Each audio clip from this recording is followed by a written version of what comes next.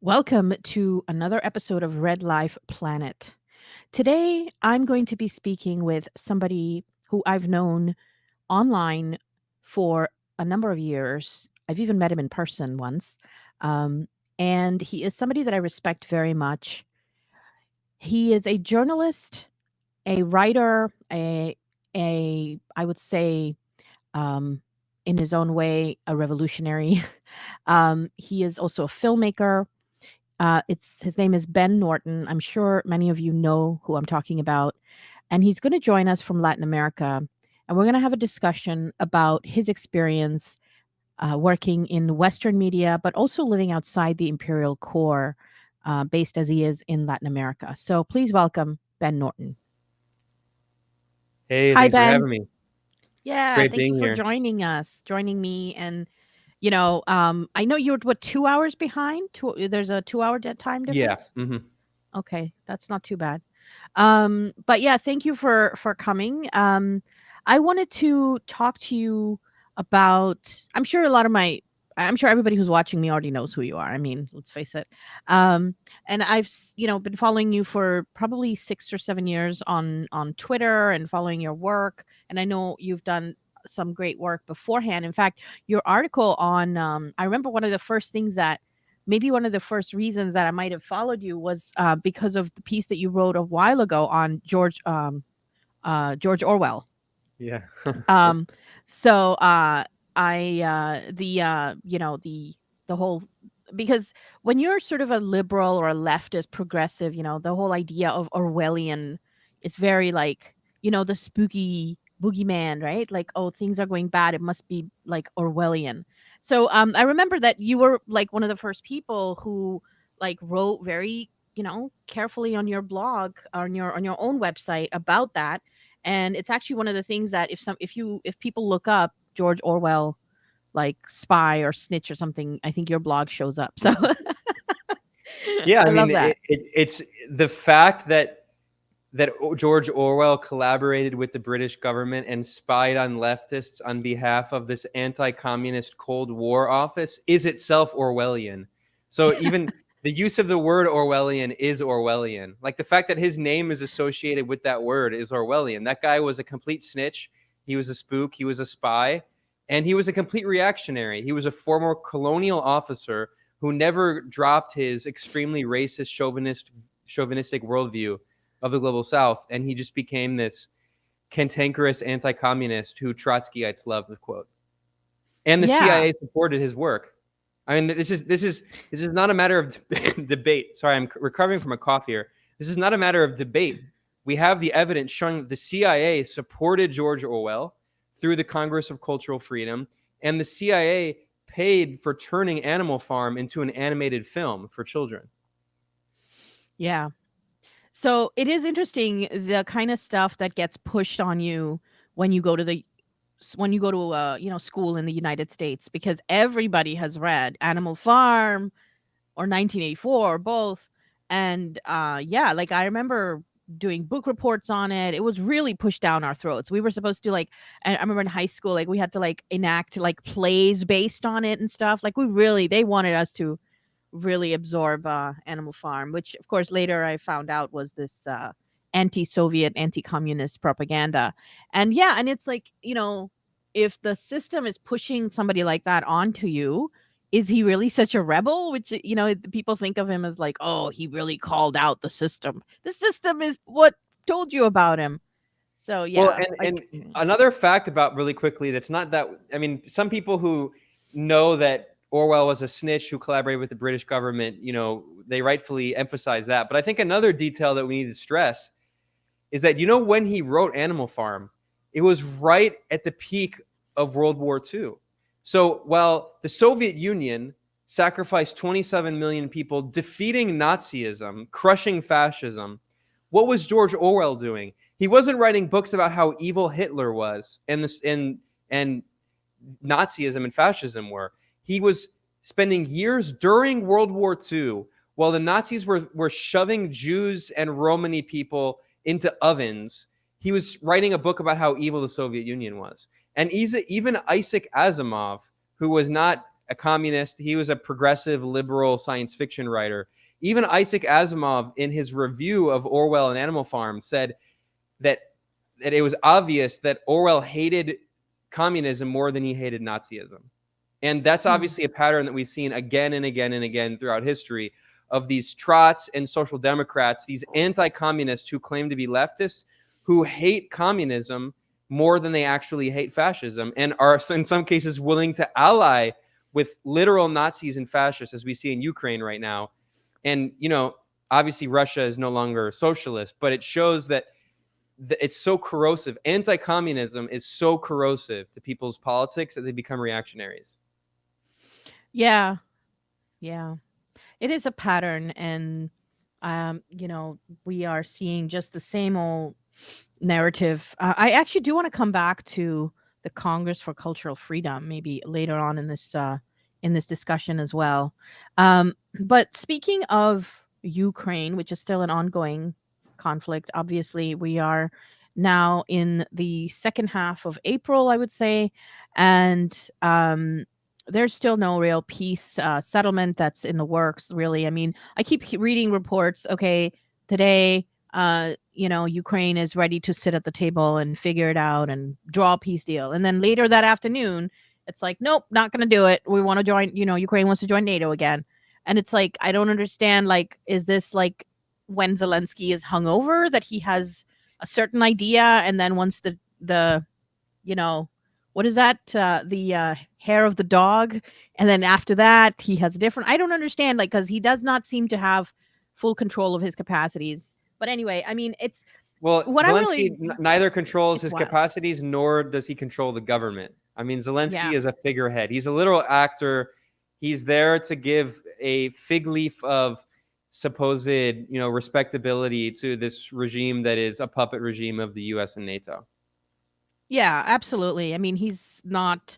I think he has delusions of grandeur. Maybe like he thinks he's more important than he Definitely. I is. mean, he's an actor. Yeah, yeah. Oh my god. Um, He's an but actor I and a wanted to. politician. Oh Imagine my being god. more of a narcissist. I mean, that's both of those professions require you being a narcissist, but being an actor and a actor and a politician. Oh my god!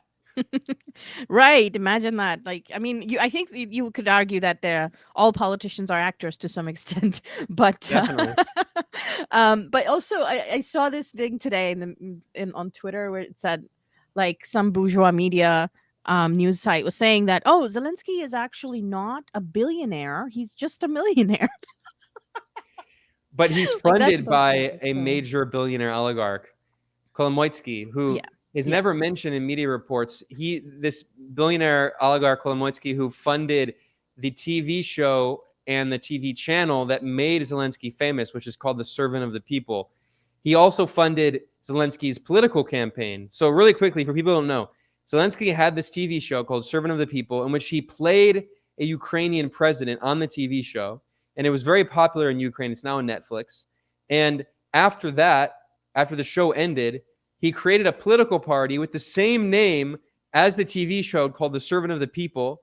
And then he was elected using the platform of the TV show that was funded by this billionaire oligarch Kolomoitsky, who also funded his political campaign. I mean, it's one of the most ridiculously cartoonish examples of this kind of Hollywood neoliberal reality we live in, where literal TV stars are created and cultivated and funded by a billionaire oligarch, and then they're installed in power through a campaign funded by a billionaire oligarch and backed by US imperialism. yeah. I mean, you also I feel like there are parallels to Trump, in fact, who Definitely. also w- came into power in that sort of trajectory, and yet, yeah, the people who are sort of gung ho, sort of literally salivating over Zelensky don't seem to be making that connection. um I wanted to also, talk to you specifically about the way that I know you've done a few media appearances on various shows that I've watched. The Socialist Program with Brian Becker. I recently saw you speak with Radhika Desai and Danny Haifong on the Real News Network. And then, of course, I've seen your own programs on multipolarista, as well as your articles. And then I know there was you were also featured in the New York Times recently. With Not in my a face very crossed out with a red line. very weird, very weird.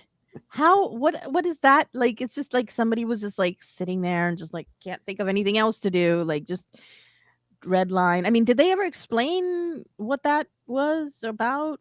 The red line part specifically. Well, it's because it's so-called Chinese disinformation / Russian disinformation, because it was a screenshot of a tweet of a video clip of an interview I did with a Chinese media outlet, and they crossed it out with a red line to be like, no one should share this because this is evil Chinese propaganda.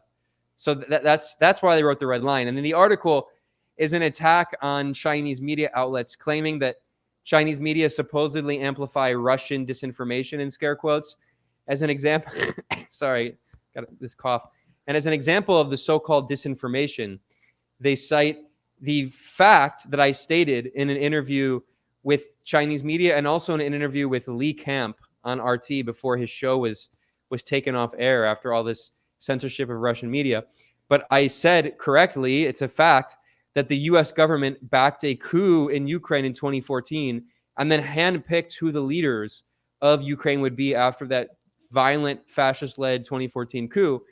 And then the New York Times said that's a conspiracy theory, that the fact that the US organizes coups around the world is a conspiracy theory in scare quotes, and then claimed that Chinese and Russian media are giving a platform to so-called conspiracy theorists like me to say things like that. So it's all aimed, it's information warfare aimed at justifying censoring Russian and Chinese media, and ultimately aimed at censoring independent anti-imperialist journalists like me and other comrades and friends. And it's all in the framework of this new Cold War, where if you say any facts, objective historical facts about crimes committed by the US, then it's called Chinese or Russian disinformation, and it's justification for trying to delete you from the internet. Yeah. I mean, this is an um ongoing campaign at this point. And I also have been listening to some other commentators talk about some of this stuff, including Scott Ritter, who is a former weapons inspector, U.S. Marine, I believe. And he has come out recently quite, he's not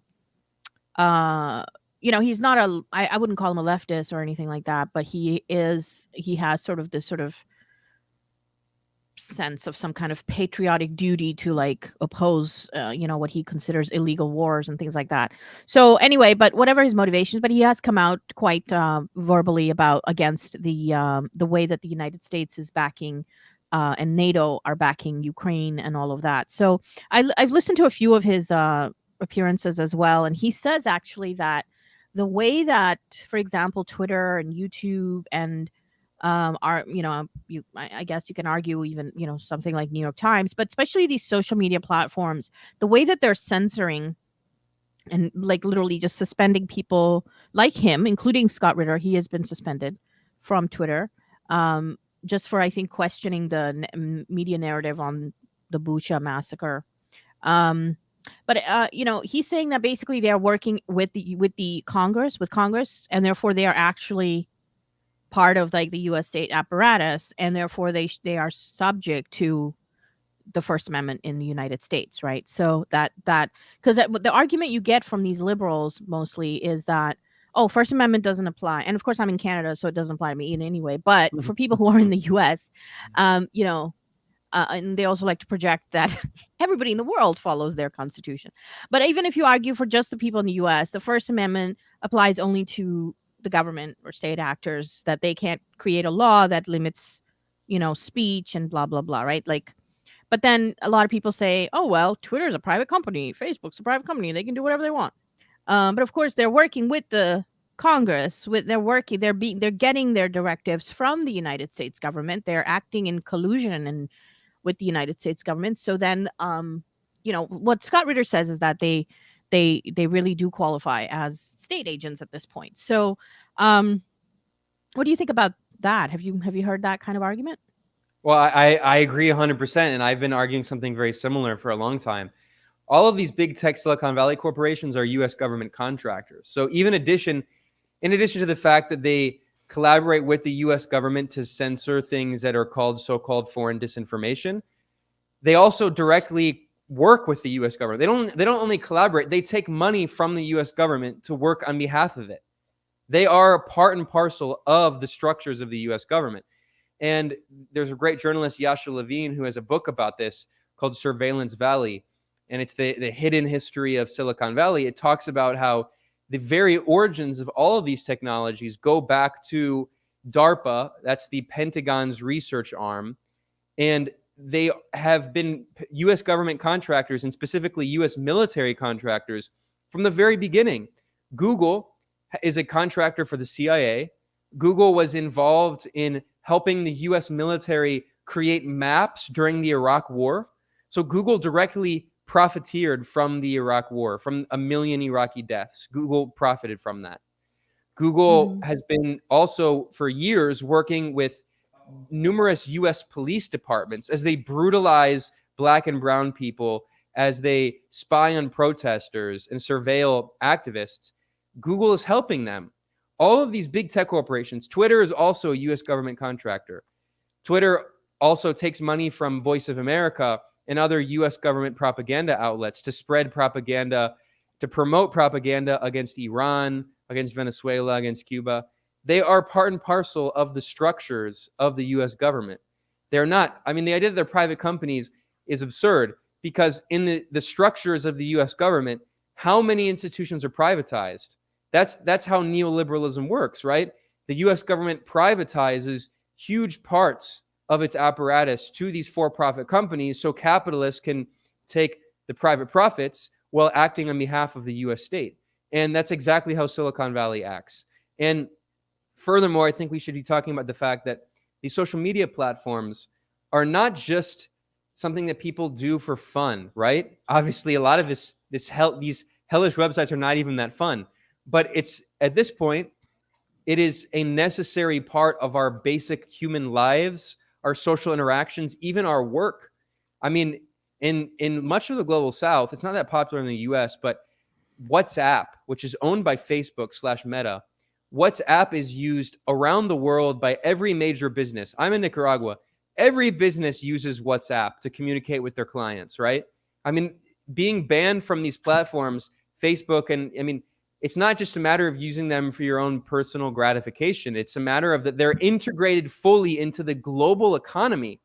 So suspending people and saying they can't use these platforms is an absolutely ridiculous authoritarian action that the US government is carrying out, because we know that the US government pressures Meta, which owns Facebook and WhatsApp. It pressures Google, which owns YouTube, and it pressures Twitter to censor Venezuelans and Chinese people and Russians and Nicaraguans. A few days before the election here in November of 2021 in Nicaragua, Twitter and Facebook and Instagram and YouTube all did a coordinated purge of pro-Sandinista influencers and journalists and activists a few days before the election. That's called election meddling. And now a lot of these people, they're friends of mine, I know them. They've tried to create new Facebook accounts. They can't even do that. So it makes it hard to communicate with their family members, with their loved ones. It makes it difficult. They can't even have a personal Instagram account. I mean, this is absolutely preposterous. All of these companies need to be destroyed. I mean, they need to be broken up, and we need new alternatives. And I mean, TikTok is becoming popular, but I don't like it. It's for young people. It's for very young people. It's all video oriented, but it's an example of a Chinese app that is taking over. But I think we need more foreign social media outlets that can challenge these Silicon Valley US government contractors, because all they are extensions of US government soft power. Absolutely. Definitely. It is it is quite interesting. I have used the internet for, I would say, at least about 23 years on a daily basis. Okay. Yeah, I'm old. But I mean, probably longer. I mean, I think our first like dial up was probably in like 1996 or something. But I then remember starting having in like about the old AOL CDs. You'd like Yes. put in the AOL CD and it would like never work. Yeah. That's it.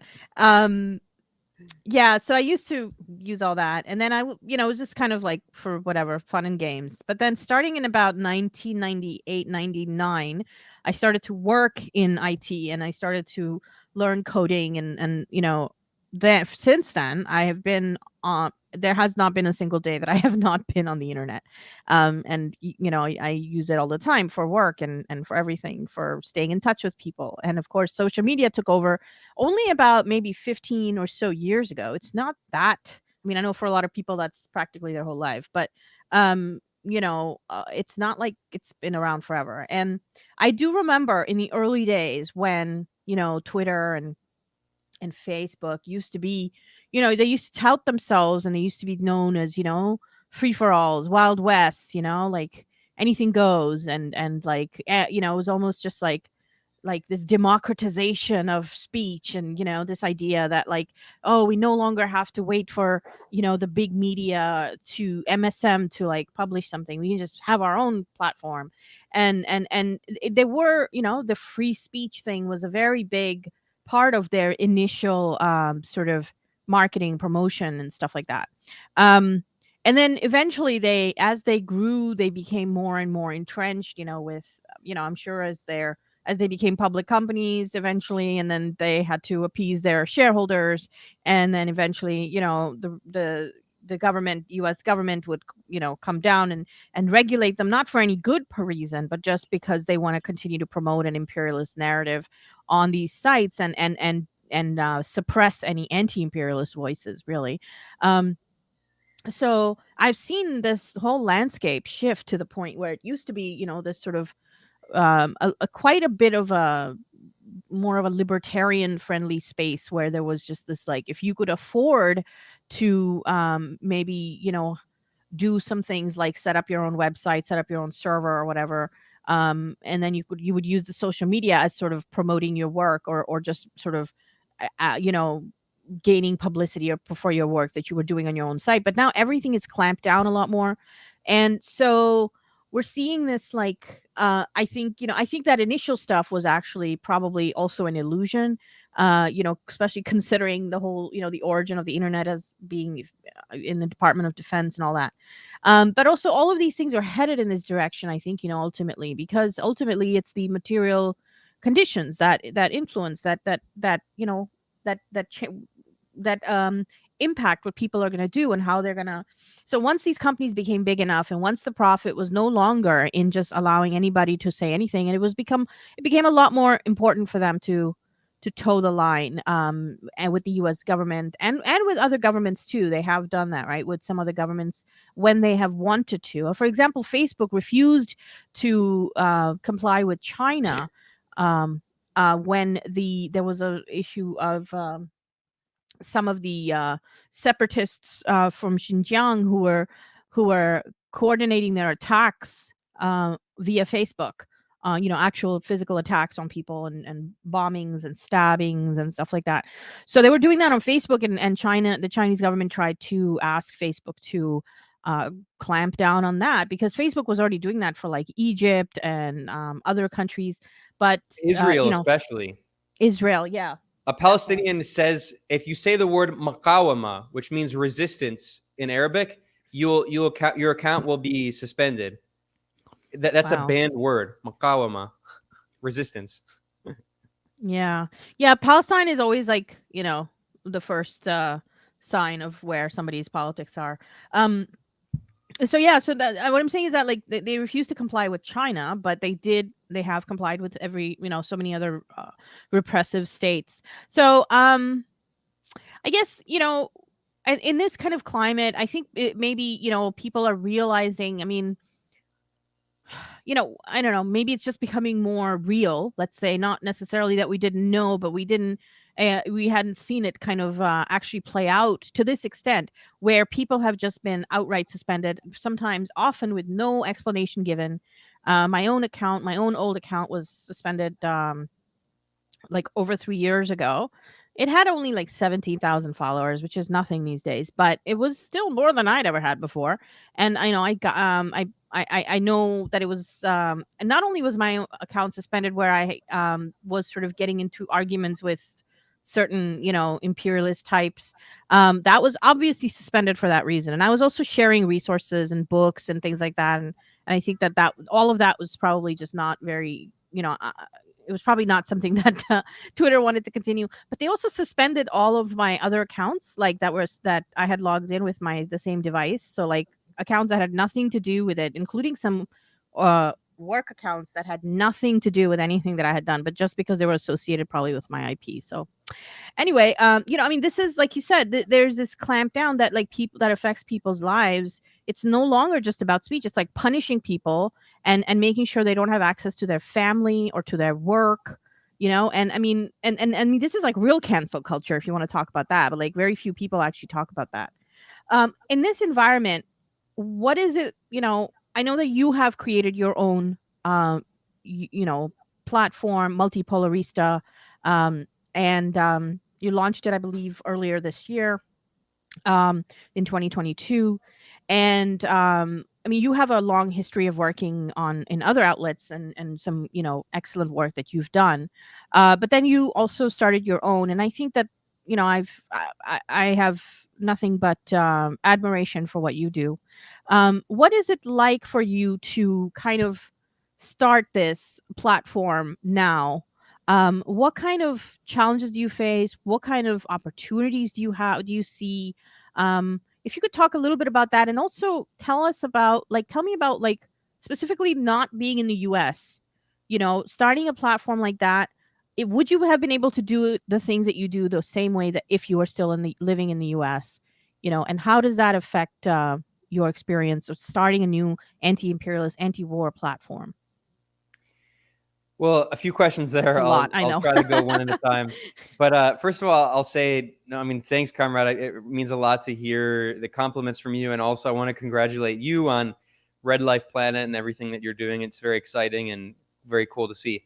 Now, in terms of one of the first questions about creating this new outlet, Multipolarista, and everything.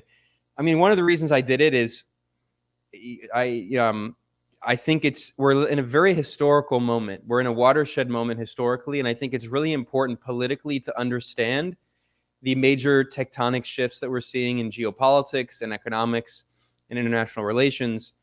And I think that there's not much critical analysis from a journalistic kind of factual perspective. There is some analysis from a kind of theoretical perspective, but I think we need journalism focusing on these issues. And of course, in U.S. corporate media, I mean, all of the mainstream outlets, they all collaborate with the U.S. government, and they're populated by these liberal imperialist journalists who are deeply embedded to unipolar U.S. hegemony. They believe deeply in the idea that the U.S. is the world's protector of democracy.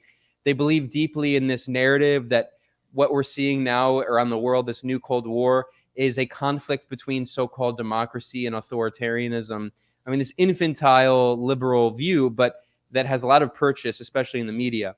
And, I'm a journalist. I'm also an anti-imperialist. I'm a socialist. I don't hide that in any way. But most of what I publish in Multipolarista is, it's completely factual reporting. I do have some opinion pieces and analysis pieces, but most of it's reporting of stories that are completely ignored in the mainstream corporate media. And it's stories focused on this historical shift that we're seeing.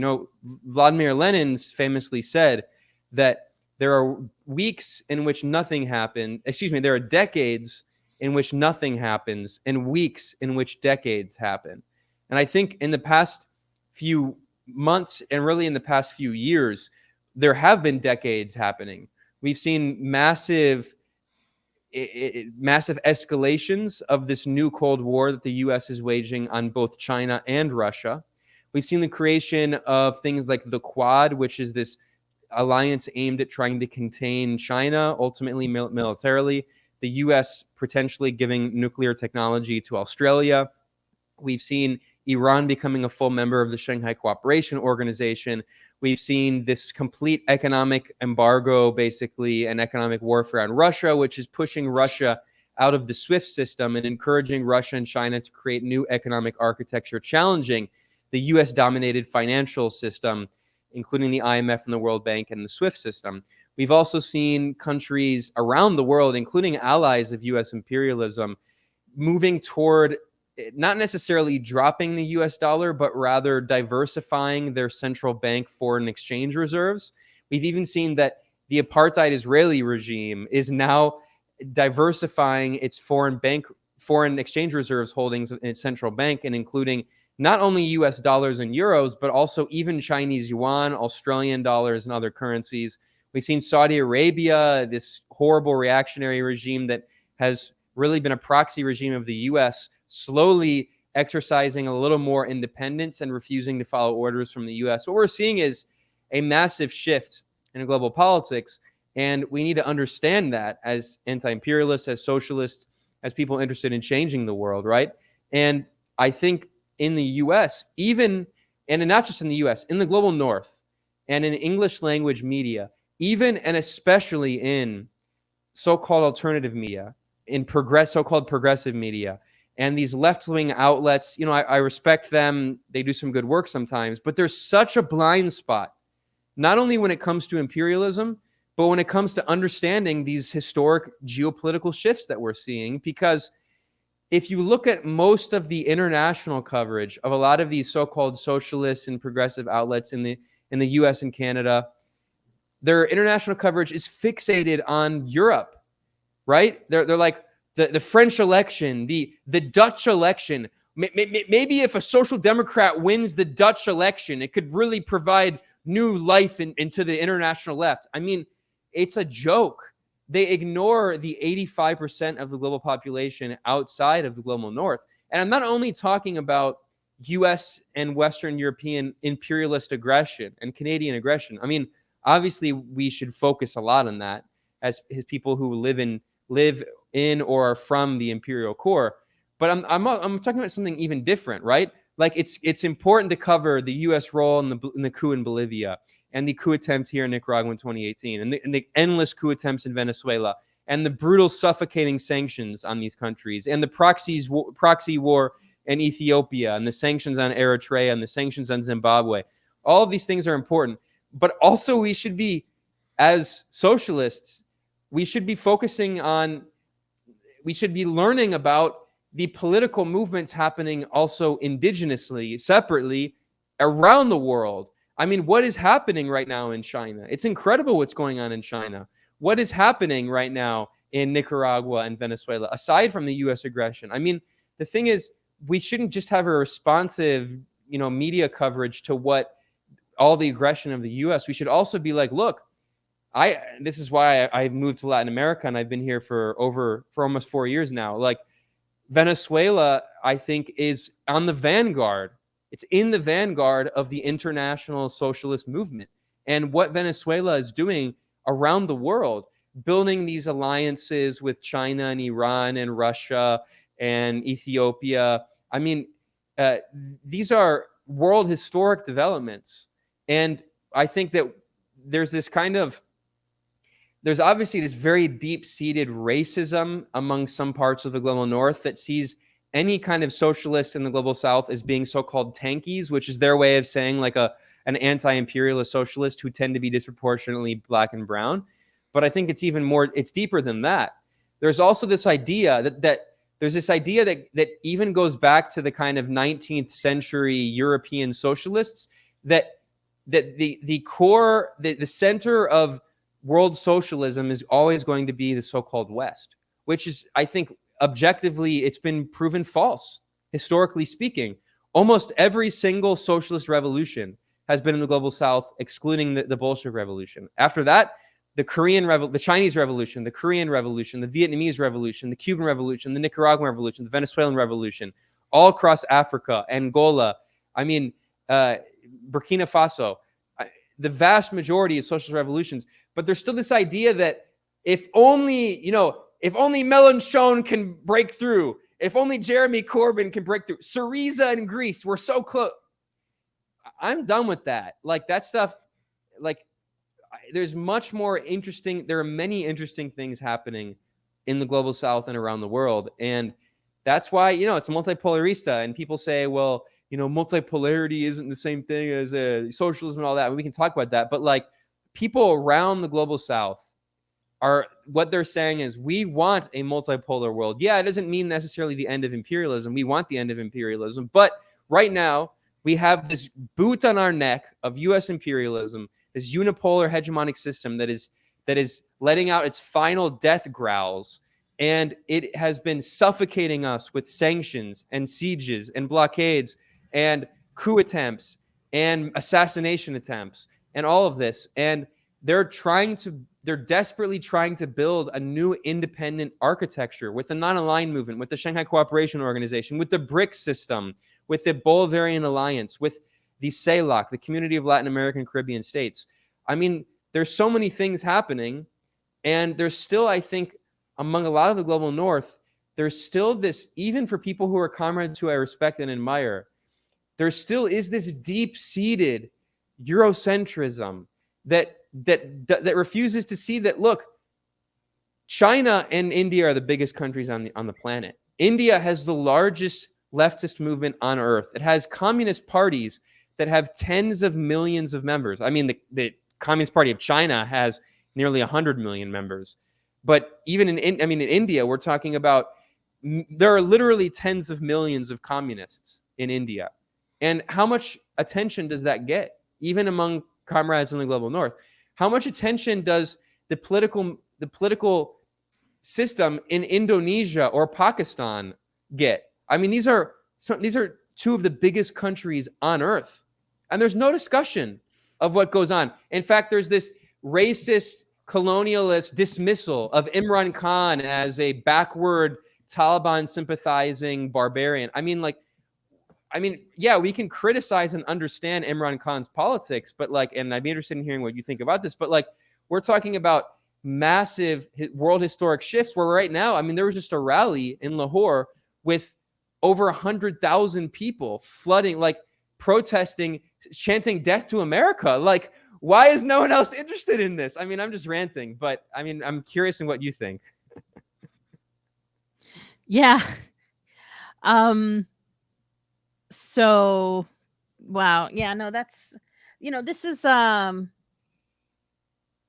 one of the things that I really do think is very unique about you in particular, and your style and your reporting, is this perspective. You have a Western upbringing. Obviously, you grew up in the US, and then yet, have chosen to live in a Latin American country for a number of years now, and you have, you speak the language. You are obviously involved in, the local media there. You're not just like a tourist or something, right? You're actually being part of the or engaging with with people, in the space there. And so I think that gives you a certain perspective that I think a lot of people, even very well-meaning people, even communists, even anti-imperialists who live and have lived, for the most part, not traveled, whatever, that's fine. I'm talking about lived only in the US or Canada or Western Europe or Britain. There is a certain thing that I don't think a person can understand unless you have lived and seen what it's like day-to-day life for a lot of people in the global south. And I mean, if you're from there, like I am from Pakistan originally, um, then you have an even deeper sort of, maybe, like, personal understanding of some of those things.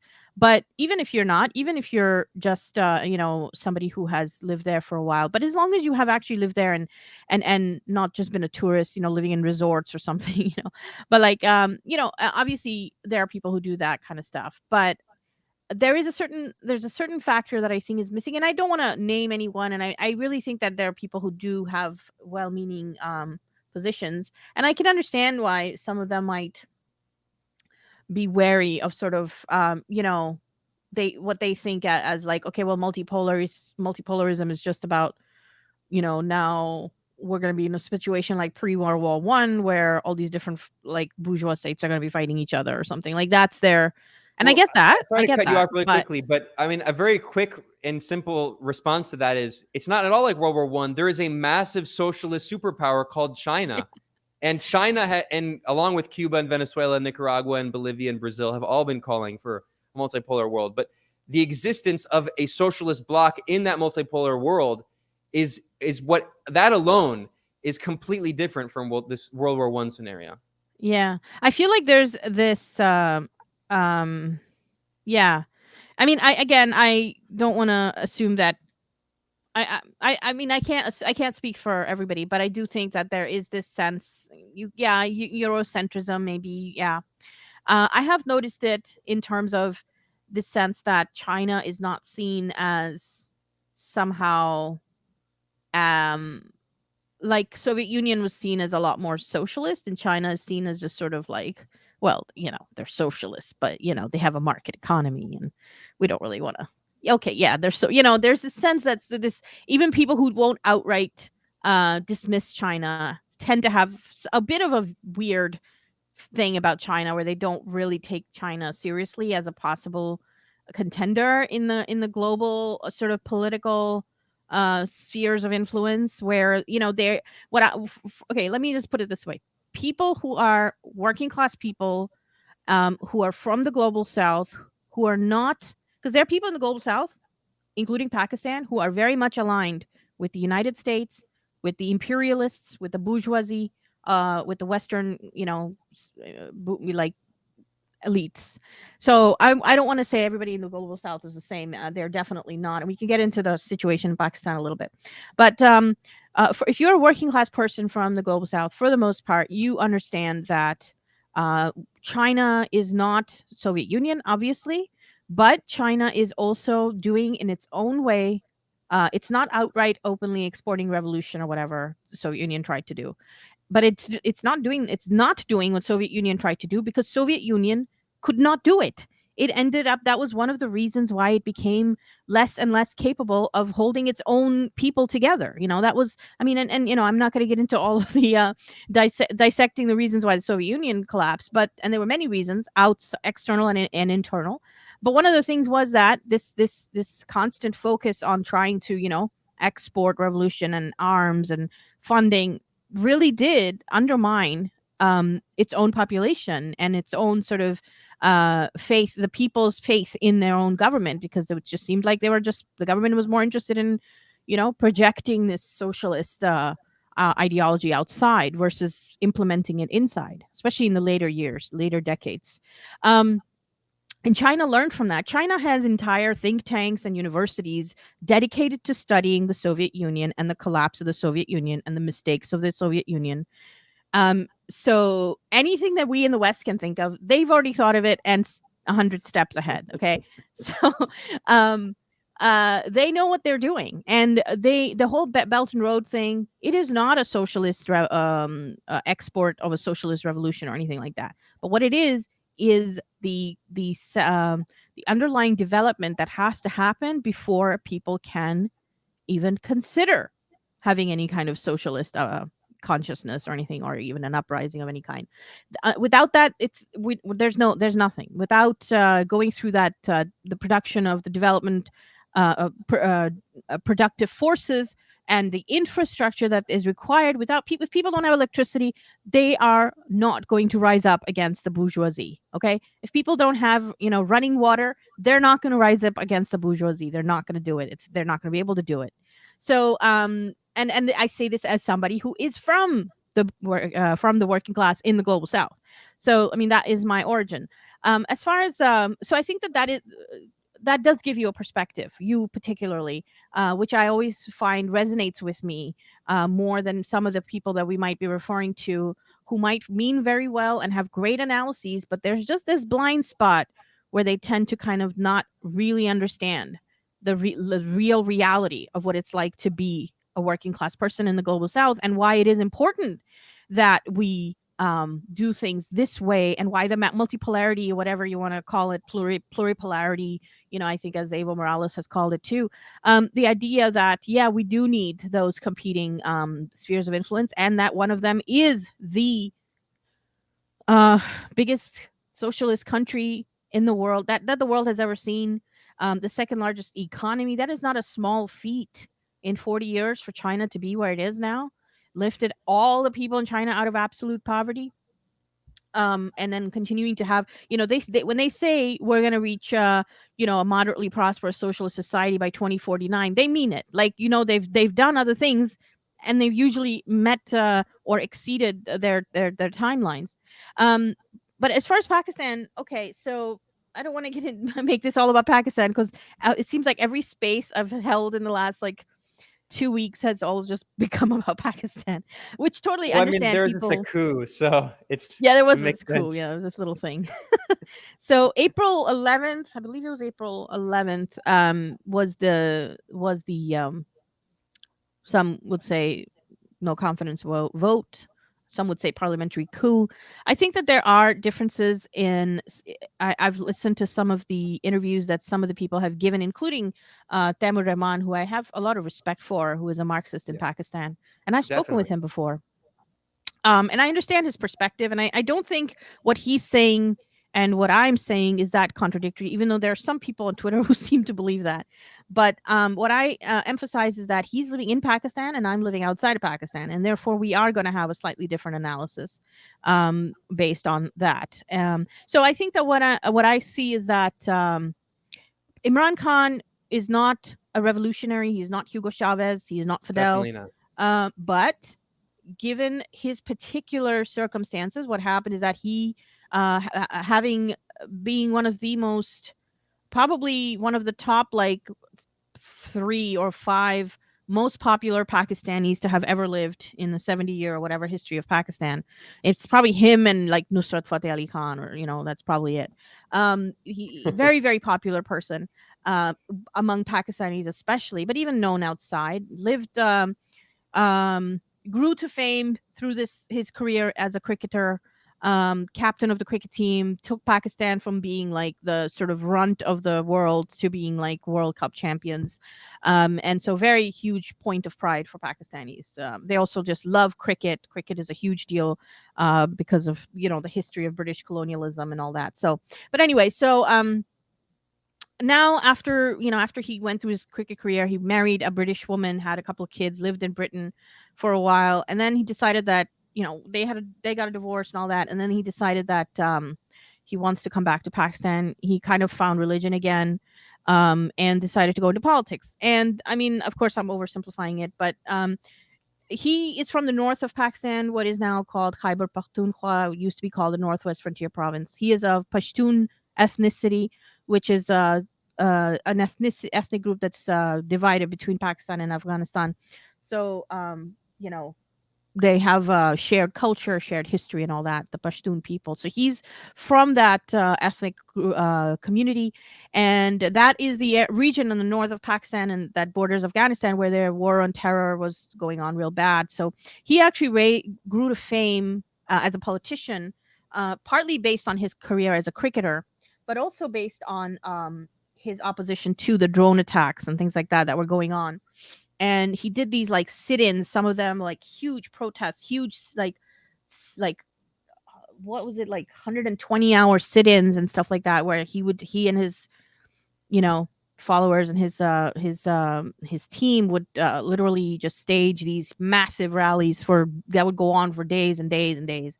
And so he's definitely what we could call a populist, and I know there are people who turn their nose up at that, and I know there are problems with that. I'm not saying that is there are issues with that, with populism, obviously, but there are also, populism is not inherently fascism. It's not inherently bad.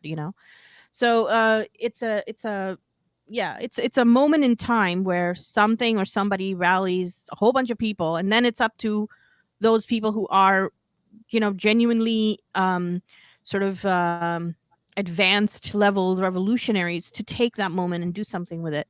Anyway, so he became prime minister through this election in 2018. It was a very narrow win. And I think that, because he's so used to being sort of a rock star, I think he kind of thought that, well, once he's won, then that's it, and kind of got a little lazy after he won. I think he really genuinely wants. He's a genuine patriot. Like he wants Pakistan to have a bit of pride and dignity and sovereignty, and so he campaigned on like not wanting the IMF loans. Pakistan is in debt, like many global South countries, heavily in debt to the IMF, and like it's basically like the rich over there don't pay taxes. Like nobody pays taxes over there, so the state is completely dependent on these foreign aid packages, and not just that, but the Pakistani state is run by the Pakistani military, which is completely intertwined with United States military. They get training there, they get all their weapons from the United States. Pakistan has been a puppet state for the United States from pretty much the beginning. Worked with the US against the Soviet, worked with the US to arm and train mujahideen in Afghanistan. The US and Pakistan worked together to basically, um, I would say, commit genocide in Bangladesh in the early 70s, late 60s. So the Pakistan has always been a puppet state. So there were some moments here and there when Zulfikar Ali Bhutto was prime minister for a few years in the 70s, late 70s, when there was some hope that Pakistan would emerge out of that with a bit of a sovereign status, but he was subsequently executed by a military dictator under whose regime I grew up in the 80s in Pakistan, Ziaul Haq.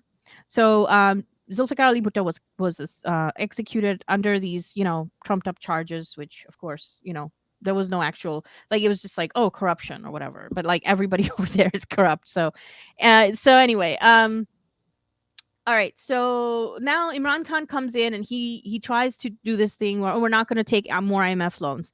Within a year, he ends up having to take an IMF loan because there's no money. Like, there's literally no money in the government. It's going to just come to a halt. So, and nobody pays taxes. In fact, minister of finance had to be fired because he wouldn't take it. Like, his minister of finance was like, no, I'm not going to do it. I'm not going to do it. So they had to get rid of him and then put a new guy in who was like, okay, then they went back to the IMF. And now Imran Khan also wanted these social democratic sort of welfare programs, which he did enact some of them, health care for the poor, food, food banks and soup kitchens. These are new things in Pakistan for the most part. I mean, there have been some private ventures, but coming from the government, that's been pretty much a new thing. So, so he, however, the COVID pandemic hits, shit goes down, the Pakistani economy really tanks. Of course, Imran Khan gets blamed for that. And because he's kind of used to like being a bit of a rock star, I think he has been coasting on his personal fame and his personal charm, which is quite a lot. I mean, granted, but the thing is that that also means that he has some very powerful enemies, right? Who are basically have now consolidated their power, and that's the two biggest opponent parties, formerly opposition parties. Now they're the ruling parties, and the PPP and the PMLN. So these are parties that have been in power on and off, back and forth for the last 30, 40 years, dynasties, basically going back generations, and very corrupt. Everybody knows they're corrupt. And by that I mean like seriously corrupt. Like they are completely like lining their pockets with this aid. They don't, anyway, so Imran Khan was a bit of an outsider from that. It's and so but I don't think he really counted on because he gets all this like adulation from the big masses of people. I think maybe he underestimated how much the political establishment how far they'll go to take him down. I believe that if he wasn't a popular cricket player who has been beloved for generations, like for at least two generations now, he probably would not even be around anymore at this point. I think that is actually his fame and popularity that has even saved his life at this point so far. So, but I mean, I think that he has become more and more aware of these things. If he was a socialist, if he was a Hugo Chavez, he would be taking this message, because right now what he has done is he's basically said, oh, this is a conspiracy by the United States against me and my government. I mean, which probably it is, because he did go to Russia and like literally the day after the intervention started in Ukraine, The and same met with day, yeah. Putin. Yeah, and met with Putin, made a deal for wheat and gas and oil for Pakistan. And that was seen obviously as sort of a snub to the US and the EU. And then the EU sent this letter saying, hey, we don't like that. And he kind of went on TV or whatever. He said, we're not your slaves. And that felt really good. But I think that that really creeped out, all of these Western powers that are like, hey, wait, Pakistan is not supposed to say that.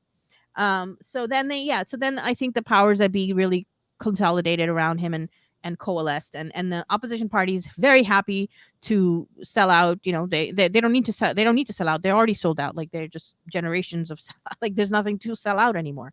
So I think what the someone like Tamur Rahman is basically saying is that it's not a US conspiracy because it's nothing new.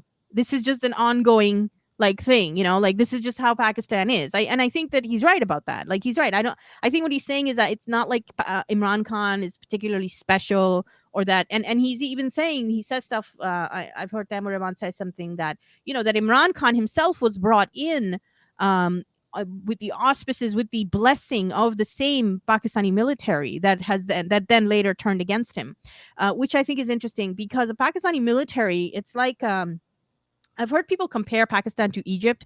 I don't know that much about Egypt's like political system, but in Pakistan, it is the military that is always in power. It is not the government. It is not the civilian government. The civilian government is there as long as the military wants them to be there. And when the military is done with you, you're done.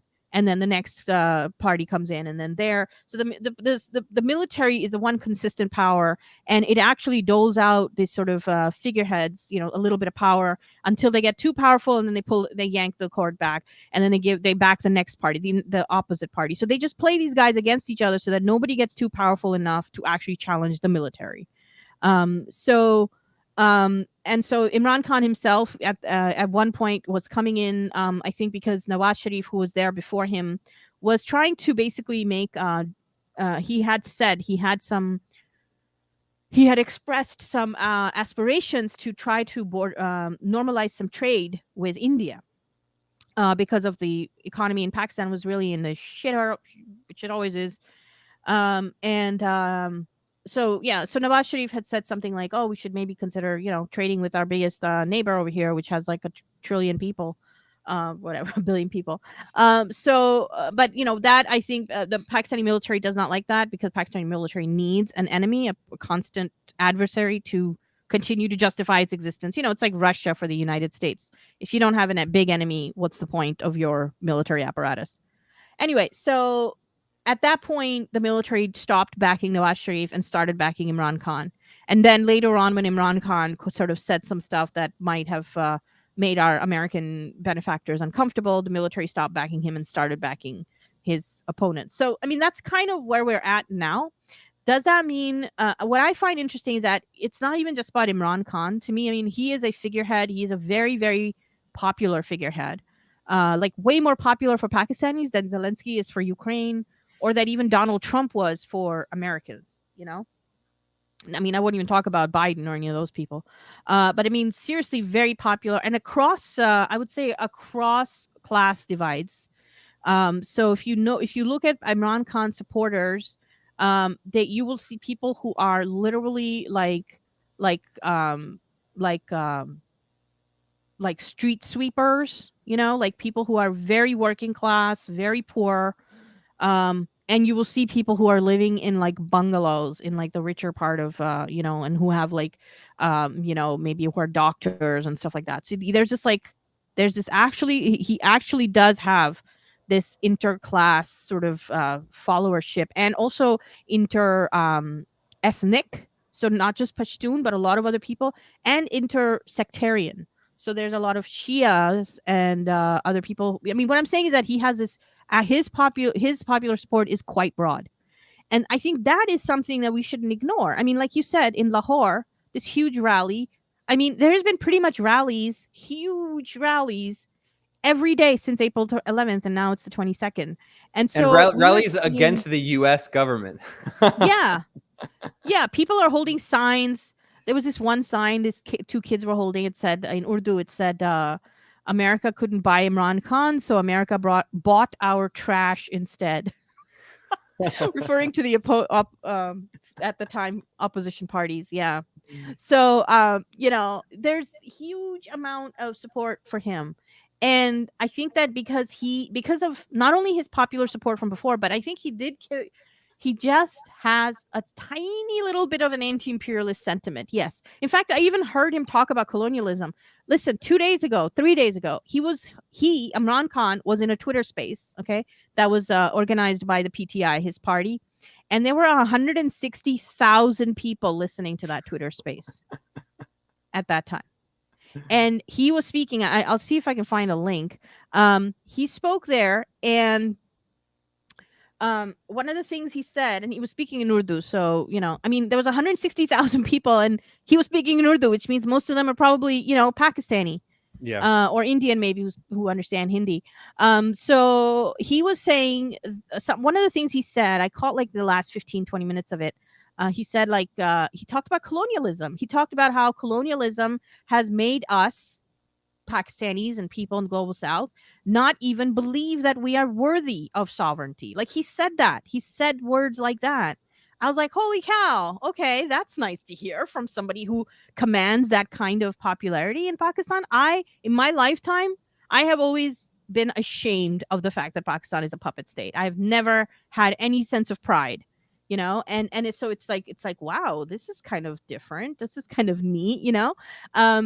So I am just saying that, like, people who are on the left here in the West, yes, he is not, like I said, he is not Hugo Chavez, he is not Fidel, but the material conditions of what's going on in Pakistan right now, he is responding to that.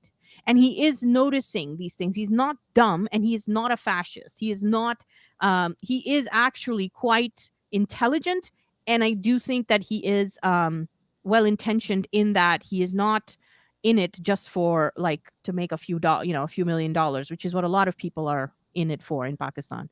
I think that he genuinely, he definitely has a bit of a, sort of like sense of self-importance, but I don't think it is anything like what somebody was calling him a right-wing populist. I don't think so. You could say he's like a center-wing populist, maybe a left of center populist, but Well, yeah. And Kiran, I think this contradiction is really interesting to me. I did a lengthy interview with a friend, comrade Junaid Ahmad, who's a Pakistani academic, anti-imperialist writer, and he wrote some pieces at Multipolarista about this, and he has a very similar analysis as you, made very similar points. And the thing about this is, I think a lot of people, a lot of comrades, friends, people on the left in the global north are still also, they're also blinded by this kind of theoretical purity, this obsession with theoretical purity. They don't understand even basic ideas of Marxism. I mean, let's take a basic example of the Chinese Revolution. If you go back and read Mao's speeches in the 1940s and 50s, or look at the Chinese flag, there are 5 stars. And what do those stars represent? The big one is the Communist Party of China, the leadership of the Communist Party, the vanguard. But then there's 4 other stars: the working class, which is the urban working class, the peasantry, and then also there are 2 other stars. One is the urban petite bourgeoisie, which is basically what he means is intellectuals. And then the final star is the national bourgeoisie, not the comprador bourgeoisie, who are the implacable enemies of socialists, but the national bourgeoisie, the patriotic bourgeoisie that plays a role in these anti-colonialist movements. And Imran Khan, I think, is this classic example of this national bourgeois figure who, again, he's not a socialist, he doesn't have that ideology, but he also does firmly have this anti-colonialist disposition. He wants to develop his country, and sure, maybe he wants to develop his country on bourgeois lines, but poor people who don't have paved roads and education and healthcare and electricity and water, they don't really care if the person who gives those to them call themselves a socialist or an Islamic welfare supporter or a nationalist, whatever. Like, that doesn't matter. I mean, we have to look at the actual change in material conditions. And obviously, he didn't accomplish economically many of the things that he had wanted to do, I mean, considering the material conditions of Pakistan. But anyway, the point I'm saying is that we need to interrogate this question carefully, because if you start thinking about these questions more deeply, you have to start asking yourself, why has Iran which has, yes, it has a theocratic government, but it has a revolutionary anti-imperialist government. Why has Iran done infinitely more to materially assist actually existing socialist governments and movements than any of these so-called socialist revolutionary movements in Europe and in the US and Canada? I mean, there are great parties. The US's Party for Socialism and Liberation, the Communist Party of Canada, there's many left-wing groups across Western Europe. Like, they do good work, but we have to seriously ask, like, wait a second.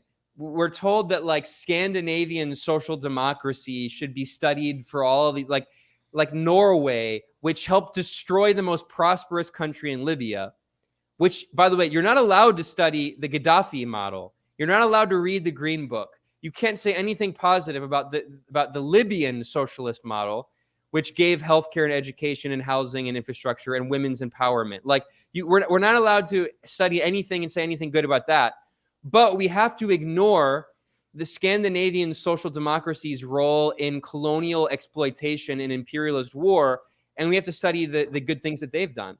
I mean, why is that? Why has Iran done infinitely more to help Venezuela and Nicaragua and Cuba and other socialist governments than any of these so-called democratic socialists? I mean, Iran, yeah, certainly it doesn't have a socialist government, but materially, it's doing much more to actually help actually existing socialism.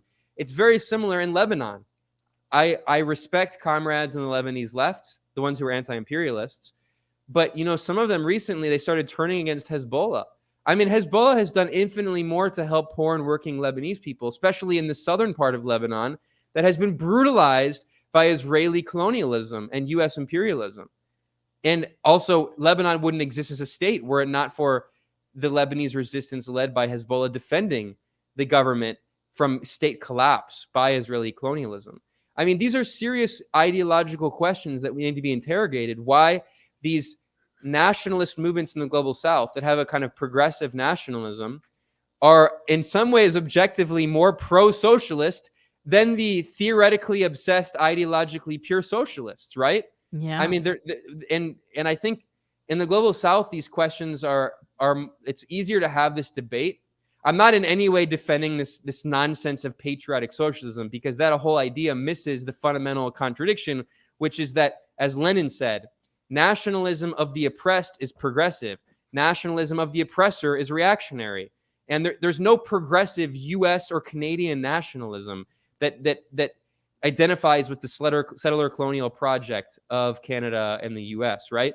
But we do have to ask these questions about why the Pakistani left. I mean, I have friends in the Awami Workers' Party, and like, they're great people, but like, we have to ask why these nationalist movements in the global south, in some ways, are better comrades when it comes to material action of existing socialist movements. I mean, here in Latin America, Iran has done infinitely more to help Venezuela and Nicaragua and Cuba than the Chilean left has, or the Colombian left has. The Colombian and Chilean left and the Argentine left spend all of their time giving speeches about why they're not like the socialists in Venezuela. No, they're not like them. So while Iran is sending oil to the Venezuelan people to help them breaking a US blockade, Argentine social chauvinists who call themselves socialists are voting with US imperialism to condemn Venezuela and Nicaragua at the United Nations. What the hell is this? Like, I think a lot of the left really needs to interrogate these questions. And like, when the Soviet Union was in power, if you look at Soviet foreign policy, it was not, oh, we just go along with any group that calls themselves socialist. No, it was, let's analyze the actual material conditions. And that's why, the Soviet Union sometimes took positions that might seem like, wait a second, why did the Soviet Union in the 1950s ally with the Congress Party in India as opposed to, like, no, because you have to actually analyze the material conditions instead of just having this obsession with who has the most left-sounding rhetoric, right? And a lot of people on the left in the global north, they're still trapped in this idea, and it leads to this kind of this very condescending view of movements in the global south that are not ideologically pure enough and might not call themselves socialist or Marxist, but are in many ways not only are direct challenges to imperialism, but are actually doing more to materially benefit poor and working class people. And there's this fetishization of ideology. And, constantly we hear Zizek, who always supports imperialism, and all these people talk about we Oh need God. more theorism, we need more theory and more theorization. No, we need Yeah. more historical study. And finally, before I pivot back to you here, this is the point I wanted to make earlier. Look, we have to really also ask. You talked about the chauvinist views about China. And look, yeah, obviously there are serious debates inside the Communist Party of China about the Deng Xiaoping reforms and all of that. Like, obviously, this is not a black and white cut and dry issue. But at the same time, why is it that we have to constantly hear that you have to understand Syriza was in all this and you have to understand that Jeremy Corbyn and Bernie Sanders and Jean-Luc Mélenchon and all these, why are they always given infinite leeway, and why is there never any criticism allowed? But you can never even study what Vietnam has done, what Laos has done, what Venezuela and Nicaragua and Cuba, what Zimbabwe has done with the land reforms in Zimbabwe, or Algeria.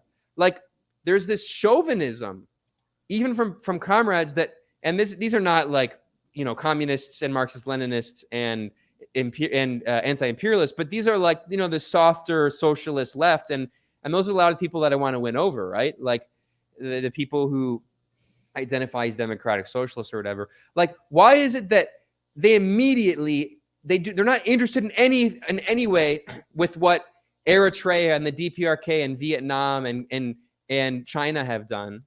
Like, you can't even study one positive thing. You can't say anything about that model, but you give infinite leeway to all of these other failed movements or compromised imperialist collaborating movements. Yeah. Yeah, and even many people who tend to not view China as just another um whatever, like the social democrats and trots and all those types, they tend to just dismiss China completely right now. They think China is capitalist, China is imperialist, blah blah blah. No matter what evidence you present, they just have made up their mind, and they can feel superior. They don't have to feel like they're the racist that they are, because now they can couch it in these terms. Well, we're not racist, just China's imperialist. But even though many people who are not like that, they still see China as sort of this. They don't really. I feel like they don't really see China as something to really study the way they did with the Soviet Union. And even today, there's a lot of Soviet nostalgia. And sometimes I'm like, shouldn't you guys be maybe looking at what is happening today instead of what the Soviet Union did in the 50s or something? Yeah. Like, Well, and also like the idea that China is capitalist and even neoliberal. I've heard people say.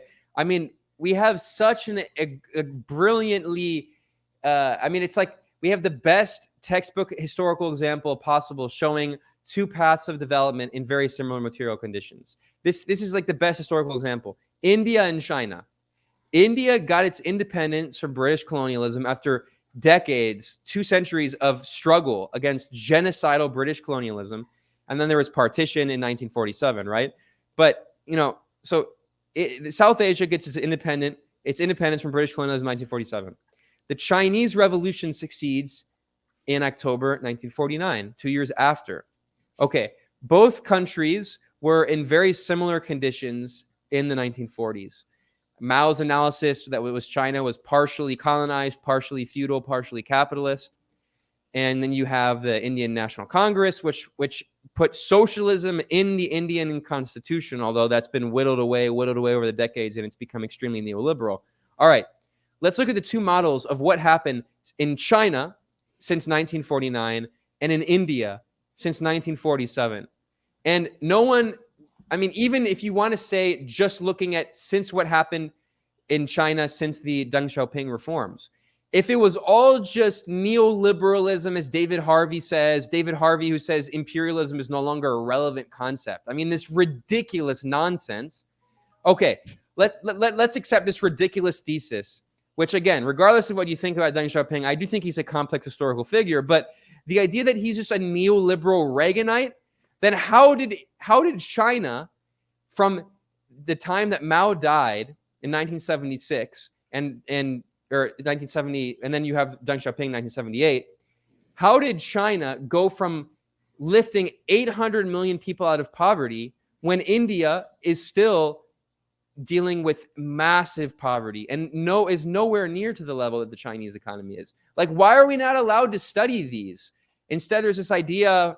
I mean, I mentioned David Harvey. Like, these are some of the most well-respected Marxist intellectuals in the world, and they just dismiss this entire massive project within the largest country on earth, ignoring the comparison between India and China because, okay, market socialism isn't pure enough. I mean, even in addition to the chauvinism and the racism of it. I mean, I think to me it really shows that there actually is not that there's not much intellectual interest in what socialism looks like. For me, it's like this ideological game that people play to see who's more pure, and like I'm the more pure socialist than you. Like, is socialism not about emancipating poor and working people and giving them? I mean, obviously you can have debates about socialism, but for me, what is socialism? Lifting 800 million people out of poverty, giving them housing, education, healthcare, electricity, and water and food. That's socialism to me. And if people want to argue that it's not pure enough or whatever, I think that's just a reflection of the fact that they don't understand what that grinding, brutal poverty actually is like. Yeah. No, absolutely. I mean, again, to come back to that, I definitely, there is this obsession in the West with ideology over everything, with this sense that we have to constantly, and somebody I talked to said it's because people, leftists, and by that I mean communists, socialists, all of them, all across the board, people who consider themselves leftists, anti-capitalist, let's say, they don't have any real power. There's no they don't think that they will ever get power, honestly. I don't think they do. And I think that what happens is it becomes this constant struggle to self like to root out, all of the what they think are impure thoughts. It's like a certain kind of it's a Catholicism. certain, yeah, seriously, because like if we can't actually affect any change, then we can just sit here and brood over how, that so and so did something wrong or looked the wrong way or spelled something wrong or whatever. And it can be, it just becomes about this internal navel gazing way of like just constantly doing these purity politics. And yeah, they're detached from the real realities. And again, what I tell people, and I'm like, I'm sure there are people in the US and Canada who do know what it's like to live without infrastructure, for example, or with very shitty infrastructure. And more are Yeah. finding out, I think. Like, if you're on Skid Row or something, like I'm not talking about you. It's not who I'm talking about. But for the most part, most people in the West, in the US, Canada, EU, UK, they do not know what it's like to live in abject poverty the way that people in the global South, many people in the global South still live. And but I mean that by that we mean that, like, literally living next to sewage, like having your food and your sewage literally like in close proximity, having like no protection from, malaria, for example, basic things, having no electricity, or having electricity where I'm from maybe 4 or 6 hours a day, and the rest of the time no electricity. And this could be in the middle of dead, serious heat, like where I'm from in the south of Pakistan, where temperatures in the summer go to like in the 40s. And no electricity, no fans, no AC, nothing.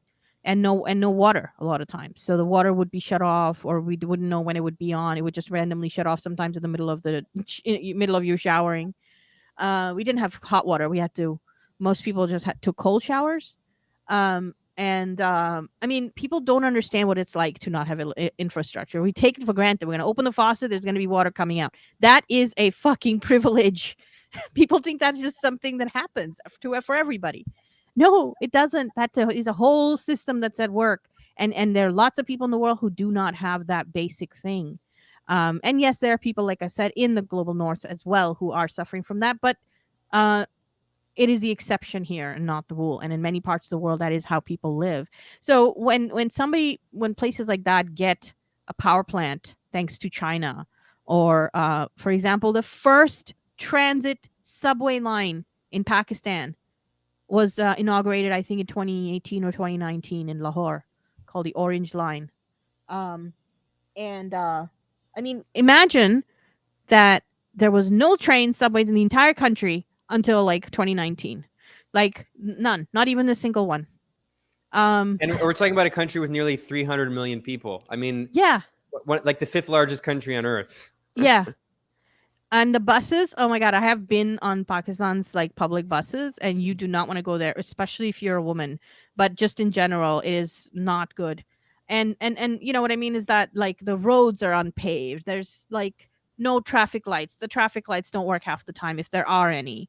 You know, I mean, it's just it's absolute. I mean, I hope it's gotten better since then. But I'm just saying that, and this is the case in a lot of countries, and people don't understand that this was the case in China. It's still the case in China, in many parts of China.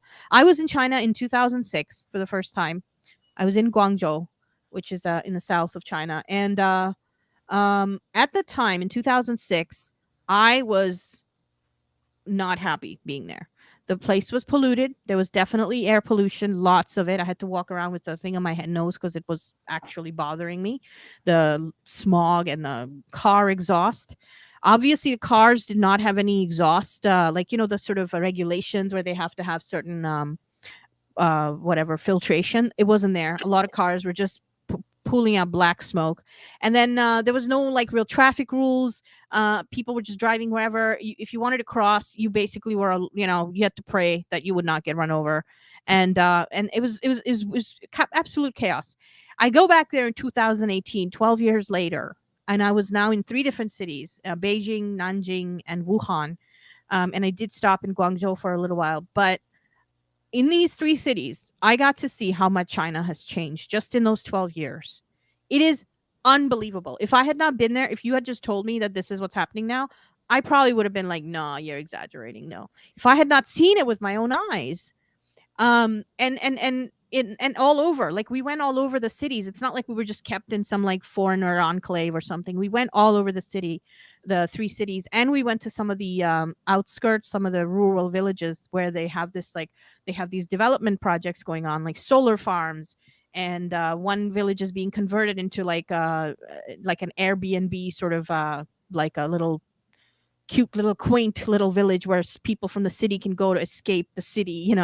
um, but what I'm saying is that I saw that change happen in China. And that's when I really became a serious advocate for China. It was really after that trip because I saw with my own eyes and I realized that even the best of intentioned people here in the West do not really understand what's happening and they don't take it seriously. They still think China is just some kind of cute little, okay, yeah, we have to support it. Like, we have to be conciliatory. Yes, yes, it's socialist, fine, but they don't take it seriously. They don't really feel that kind of camaraderie with China that I think that we should, that I think a lot of people in the West felt with USSR for many years.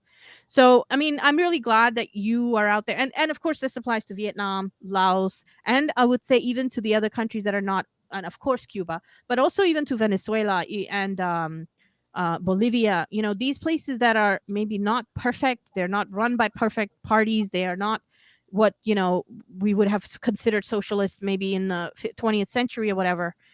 Because because the idea is, I mean, it's kind of a Trotskyist idea, that we have to kind of wait for that perfect situation before we're going to lend our support. And otherwise, we're going to just withhold it because, it's not good enough. And when it comes to like Iran, or I would say even Russia today, these are not, I mean, Iran, yes, they have definitely an anti capitalist, I think they have certain anti capitalist principles.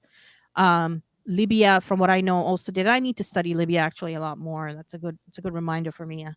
But even Russia, for example, and like Russia is a controversial thing because I think a lot of people also have this like Soviet nostalgia, which kind of feeds into this idea that Russia is just irredeemable. It's like betrayed us, and all that. And it's like maybe Russia is also changing, and maybe Russia has also, maybe even like some of the people in Russia have in maybe they're not the same people they were in 1991. Like that's also a possibility. And I feel like people also, a lot of people in the West, including some people who are, very far on the left, they also see Russia as this permanently traitorous, place that they can never look at in any way and never give it any kind of serious consideration. So it's like even the sort of consideration of Putin saying, "Oh, we don't want to occupy Ukraine. We just want to make sure that NATO doesn't expand and that Ukraine stays neutral and that the people in the Donbass are not targeted by Nazis." Like people have made fun of that and said, "Oh, that's not what he really means. He really wants this or he really wants that." And it's like, you're not in his head, like and it just shows me it's a sign that you're not taking the other side seriously if you're just projecting all of that, all of your own crap, and you're not listening to what the other side is saying and doing. Um, anyway, so I think that, it's really great that you're out there kind of bringing that perspective to an audience that might be, you know, who might be listening to some of the other commentators, who are in our circles, but who may not have that outside sort of really living outside what it's like to be in Nicaragua, in Venezuela, in and in non-socialist aligned countries as well, especially in those places where there is, for example, in Nigeria and in parts of other parts of sub-Saharan Africa. I know that there are like large-scale projects, and there is a lot of corruption. And it's in Nigeria reminds me of Pakistan actually because of its sort of puppet state status. Where people tend to kind of look at people in the West tend to look down on Nigeria. And it's like, well, they're just a corrupt capitalist state. They work with the U.S. and it's like, yeah, but there are lots of people there who are not into that, who are not being represented, and who do need the infrastructure that China is building, like China is building all of this or helping build all of this infrastructure in Pakistan. And it's not perfect. China's not perfect. The projects it's building are not perfect. And I personally even have criticisms of some of the things that are going on. But I do think that we need to look at the larger picture. And ultimately, we have to think about what is the alternative? What are the alternatives? What is the alternative to multipolarity, right? I mean, do we want to go back to the 90s where it was just the US, it was our way or the highway? Like that's the alternative. What other alternative? Right now, we don't have to think that this is the end. Polarity is not the end. It may be a step towards socialism, maybe, more internationalist sort of solidarity, hopefully around climate change, for example. But it's a step in the right direction is what I'm saying. Otherwise, the for sure. alternative And is crap. there's this great organization, many comrades based in Canada, called the International Manifesto Group. You mentioned Radhika Desai as part of it, and you mentioned Danny Haifang, Carlos Martinez, another great comrade. And they published this really good, brilliant manifesto that is called From or Through Pluripolarity Towards Socialism, to Socialism. And yeah, I mean, basically arguing that articulating that same view. And I think, honestly, look, people accuse me of being a third worldist, whatever that means, which is like a dismissive term. But like, I'm not one of those people that thinks that like that every single person in North America is like this irredeemable, horrible fascist settler that needs to be kicked out. No, that's not at all. Like there are a lot of people suffering in horrible poverty and just horrible conditions in North America and Western Europe. I mean, in the US, the rate of homelessness is just mind-blowing and gets worse and worse every year. Every time I return to the US, which hasn't been a lot, especially since COVID. I mean, I think one time, but every time I return, the homelessness it blows my mind in New York. Because when you're not there, you forget about it. And when you live there, you're desensitized. And then when you visit, you're like, oh my God, the thousands and thousands of homeless people suffering in sub-zero freezing conditions. and more than 1/10 of children in New York public schools come from homeless families. Like, this is a barbaric society. And I'm not blaming the people, I'm blaming the government. The US government is barbaric. It allows hundreds of thousands of its people to live in the streets from food to mouth. It denies millions of people health care. It forces millions of people to live paycheck to paycheck for wages that, I mean, sound, if you're in the global south, the wages might sound good, but then when you look at how much people have to pay on housing, I mean, I know people in New York who have to pay $3,000, $4,000 a month. I mean, that's insane. Like, so there obviously is a very important struggle against these conditions in the global north, but I think one of the biggest hurdles to get over, and obviously there are parties that are exceptions to this. There are parties that understand this, like in the US, the Party for Socialism and Liberation, which understands this fundamental contradiction of imperialism. In Canada, the Communist Party of Canada understands fundamentally this contradiction of imperialism. We have to understand that the struggle for socialism is an international struggle. And that doesn't just mean that we say that we impose imperialism. It means that comrades struggling in Nigeria and Ethiopia and South Africa and Nicaragua and Venezuela and Bolivia and China and Vietnam, there are comrades. They're not just like, you know, they're not just people who are like, we have to defend against imperialism or whatever. No, it's like, they're comrades in a common struggle. And there was a communist international in which they got together every year or every period to have a meeting of the communist international, right? And like that attitude, I think that perspective that has been so defeated has been in a lot of the global north, not only by racism, but by McCarthyism, right? There's still this whole thing, this idea of being a tanky and blah, blah, blah. What they're saying is that you have to be an anti-communist.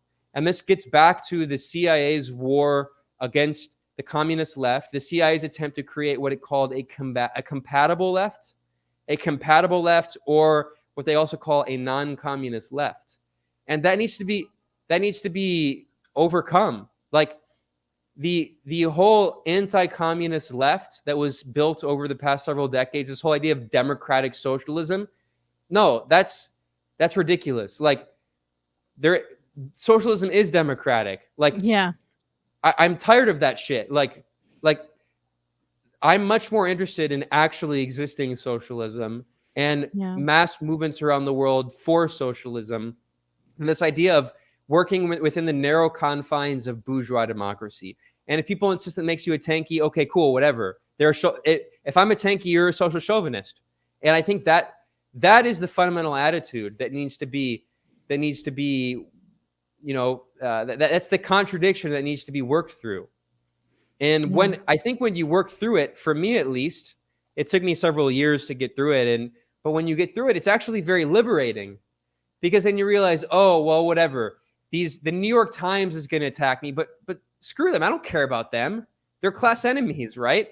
I don't care about winning the approval of the social democratic whatever, or like even, you know, in Canada, you all have, I mean, it's a whole other thing with the NDP, but like, no, I mean, it's actually kind of freeing, because you're like, yeah, I'm a socialist and I believe in building socialism in North America and Western Europe. I believe it's possible, but also at the same time, I'm not worried about a bunch of social chauvinists saying that I'm a tanky and that I've been canceled, all this shit, because there are literally billions of people around the world fighting against capitalism.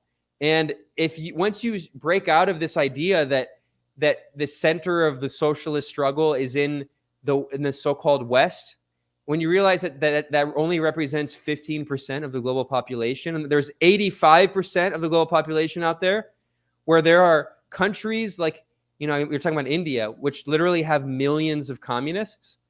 I mean, that's a very liberating revelation. And I think the more people in the global north come to that revelation, it helps them not only break through the chauvinism, but also helps them break through the anti-communism that is inculcated within us from the times that we're children. I was raised in the US. that anti-communist mentality is just forced down your throat. And when you kind of realize that, you're like, oh well, whatever. Like, I guess the conclusion here is fine. Call me a tanky. I don't care. You're a social chauvinist. I think that I say we should embrace being hated by the right people. You can tell what a person is by their enemies, actually, by who hates them and who they hate. Because I don't want to be liked by the bourgeoisie, by the capitalists, by the imperialists. I don't want them to praise me. I don't want them to see me as just a, you know, I don't know, whatever, just somebody they can co-opt. I think that that's something to be proud of. There was a very smart revolutionary, I'm forgetting his name, who famously said, to be attacked by the enemy is not a bad thing, but a good thing. Oh, yeah. His name, by the way, was Mao Zedong. Yes, exactly. And also, the way that, I mean, one of the things I tell people is go to China, go to Cuba, go to all of these places, go to Venezuela, go to Nicaragua, go to Vietnam, go to DPRK. I've been to some of these places and it blew my mind. It absolutely changed everything about everything. And I wasn't even raised in the US, but it actually opened my mind in a way that reading about it, just watching movies or something about it, didn't do that. The experiential thing that you feel when you breathe the air and you see, billboards with Che Guevara quotes instead of ads for whatever, life insurance or whatever the fuck they have here. Um, and the other thing is, and this is the thing I tell my partner who has a tendency to become a little nihilistic and sort of feel like, oh, there's no hope for the future.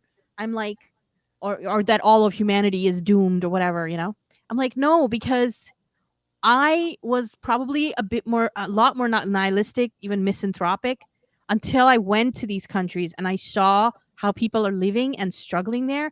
And now I cannot say that all humans are this or that, or that the problem is with humanity, or we're bound to always do these bad things, because I see how people in Cuba live and how they think and what they want and how they believe in things and how they work together. And I see how people in China have lived, especially the people who are, working in the party or working as volunteers in their community and stuff like that. That's what the real world is made of. And those are the people that we are our comrades. Like you said, they are my comrades. And when I saw them, I was crying. When I first went to Cuba, when I came back to Toronto, I spent like 3 weeks crying every single day. Like, I was like, why am I here? I don't want to be here. I want to go back. Um, and then Well, that's the hard part, right? yeah, Is that all yeah, these comrades, they don't want to go back. But I mean, I guess I'm an example of that. But at the same time, I mean, I'm a journalist, so it's different. But you're also, that's why you're important, because you are struggling in the heart of the imperial core, and that is a necessary struggle. Like, it's the most difficult, but it's necessary. yeah. It's what keeps me going, is to remember and reconnect with that, because that tells me that this is, because it can be so daunting to live in this bourgeois society, this capitalist society, see all of this homelessness and lack of any kind of, nobody, not the government doesn't give a shit, and that trickles down to people not giving a shit as much about each other. And then we see things like, no, forget the masks, mask mandates, who cares, eugenics, let the weak die, like this ideology, the poor deserve it or whatever, and people being thrown out of encampments. I've had my comrades get arrested and thrown around by the cops even last year in Toronto, because they were defending people who were living in the park, in tents. And the cops were gonna, like, just throwing their stuff out, cutting their stuff, cutting straps off of their backpacks. Like, why do you need to do that? That's just evil. And in this kind of society, you live in it, and then you're supposed to fight against that, and you're supposed to, like, there's millions of people who are stacked up against you here, millions, billions of dollars. And it's so daunting. And then when that is why I tell people, go to China, go to Cuba, and just spend some time there, not in a resort. Actually go and, like, get an Airbnb, live with a family, a local family, go walk around, and really spend time, and then learn about their struggle and their revolutions and their ongoing issues and all that. And you will get a different understanding of what life is like, and you will get revolutionary optimism. That's really for me what has given Hmm. me that is seeing actual socialism at work. And I think that that is really, and I actually really want to come to Nicaragua because I've heard some great things about Nicaragua. So would you recommend that people come and visit Nicaragua too sometime? Absolutely. Absolutely. Especially around July 19th. July Mm, 19th is the anniversary of the Sandinista Revolution, and it's the biggest holiday. I mean, Christmas and July 19th are like, nice. I mean, every July 19th, in fact, every July 18th at night, going toward midnight, the Central Plaza in the capital Managua just fills with hundreds of thousands of people. I mean, the night before and then the day after, the day of, celebrating the revolution. And the night before, they fill with all their cars and they fill the plaza and they party and have music and dance and drink. And then at midnight, they set off fireworks. And then on the day of the anniversary, they have this massive gathering. I mean, the most recent one they had, which was before COVID, and obviously with COVID they couldn't do that. But the most recent one, which was 2019, they had an estimated more than 1 million people, more than 1 million Nicaraguans in the capital, and this is a country of 6.5 million. So that's Oh like, my god. almost that's like 15% of the population gathered in the center of the capital to celebrate the revolution. So, I mean, Wow. and we were talking earlier about this idea of like of having perspective. I've talked to Nicaraguans in interviews who are like, yeah, I love the Sandinista front. I will always defend the Sandinista front and Comandante Daniel Ortega until I die, because when I was born in the neoliberal era, we had no paved road. We didn't have electricity. We didn't have water in my house. We had to walk. This is like this whole thing of like parents always say, I had to walk a mile with in one pair of shoes, one shoe, and I had to switch the feet, whatever. No, but like, this is real. Like, I've a friend of mine who's not even that old. Like, he's a guy in his 30s. He was born in northern Nicaragua, and he told me, he was like, look, I remember the neoliberal era before the Sandinistas came back in 2007, and he told me, he was like, I would die for the Sandinista front, because when I was born and raised until I was a teenager, we had no water, we had no electricity, we had no paved roads. And then Comandante Ortega came back and they built roads, and we have water and electricity, and it's safe. The security, there was so much crime and all of this. I mean, these are basic things that people don't think about often. And that's why the Venezuelan government has continued standing despite this criminal, murderous blockade imposed by the US, despite the fact that the government lost 99% of its revenue, according to the top UN expert on sanctions. 99% of its revenue. Why did it continue to stand? Because there still is a mass base of support among poor and working Venezuelans who remember the horrors of neoliberalism, the horrors of the Caracazo, and also, we should add, because China helped economically to help Venezuela prevent collapse by buying Venezuelan oil and helping do other favorable agreements. So anyway, the point is that, for a lot of these people, these revolutionary processes, they're not only ideological, they're deeply personal in a way that their lives have been fundamentally transformed, and they're willing to sacrifice to defend that. And that also, I think, really does help feed this revolutionary optimism, because when you see that, you're like, wow, socialism it's not just something on paper, right? When you're in a bourgeois country with this capitalist imperialist government, it is easy to become nihilistic and black-pilled, and it's easy to become pessimistic. But when you meet people like that whose lives have been fundamentally transformed, for whom socialism is not just a concept, it's something living and breathing, it definitely gives you that revolutionary optimism. So yes, visit Nicaragua, visit Venezuela, visit Cuba. I mean, for Canadians, it's much easier to visit Cuba. Yeah. Do it. Yeah. And honestly, it's become so much easier that people don't have an excuse not to at this point. Like, Oh well, with yeah. COVID, it's gotten harder, but before COVID, and now that as like planes maybe eventually will get a little cheaper again, it's actually not as difficult as people think to visit many of these places. Yeah, I know with Cuba they have also tourism is one of probably their biggest industry, and they lost so much, and they definitely want people back. They need tourists. So yeah, I mean, I encourage people to go and support the Cuban economy. And China has not opened its borders because China doesn't need that tourism as much. They have other things going, but Cuba needs tourism. So, and they have their own measures for security, for COVID and all that. But Yeah, and if um, you go to Cuba, you can get the best vaccine, one of the best vaccines in the world. Well, actually, the yeah, Cuba has 5 vaccines, but the uh, all homemade. Yeah. the Soberana is one of the most effective vaccines in the world.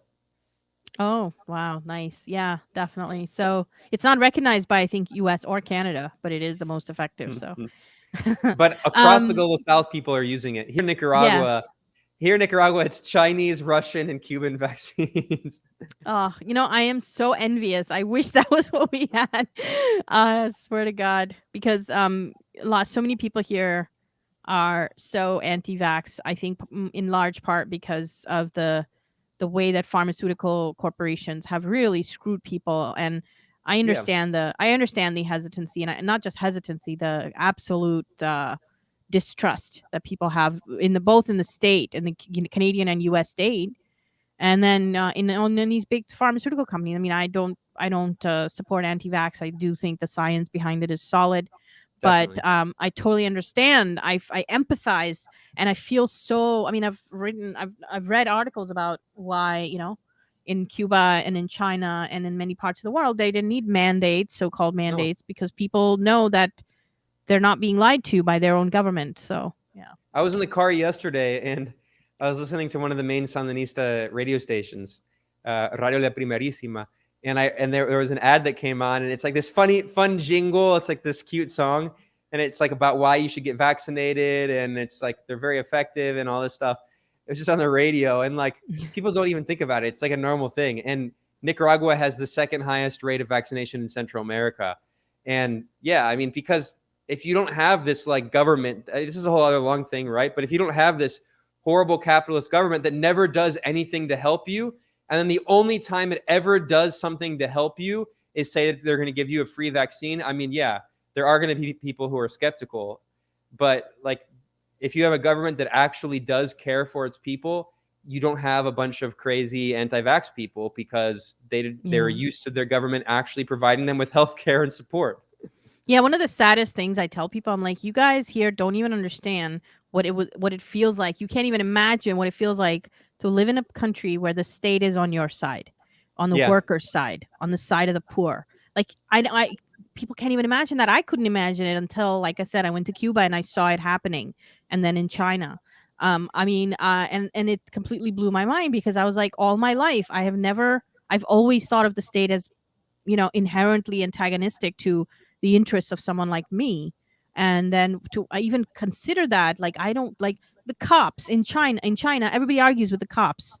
Everybody sits there, gets in the cops' faces, and argues with. They have a festival in China where you're supposed to lightly assault police officers, and they're not supposed to say anything or do anything back. They What? they they use these water guns to shoot water at cops. I shit you not. And they just take it and they have to laugh about it. They're not supposed to respond back on that day. It's a special festival where the public goes and does these like pranks and shit on cops.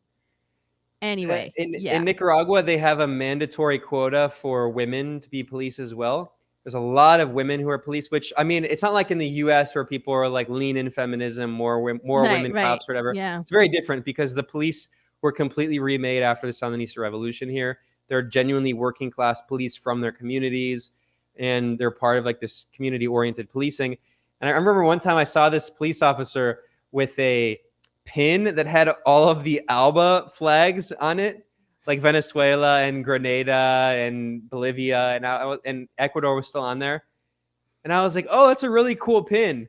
And I started talking to him, and we were talking about, Hugo Chavez. He was like, "Yeah, I met Hugo Chavez when he visited, and I shook his hand, and it was amazing." And I was like, "Dude, this guy is a police officer." Like, I know, so it's so jarring, isn't it? Like, yeah, but yeah. like this explains, I think, why there's so many anarchists and like so-called libertarian socialists in the global north, because they are, at the end of the day, they have this internalized anti-communism. And I get it. I mean, when I was younger, I had the same thing, right? Like I went through like the whole Chomsky anarchist libertarian socialist phase, but like you have to be able to move beyond that and to evolve politically and realize that like not every country in the world is just a replica of the US and Canada, right? Like Oh, that's a thank you. chauvinism. It's a chauvinism. Thank you. Thank you. Yes, that. If I write a book someday, that might be the title of it. By God, yes, that is exactly what it is. I'm like, I want to like grab people. I'm like, not every country is like your country. Not every state is like your state.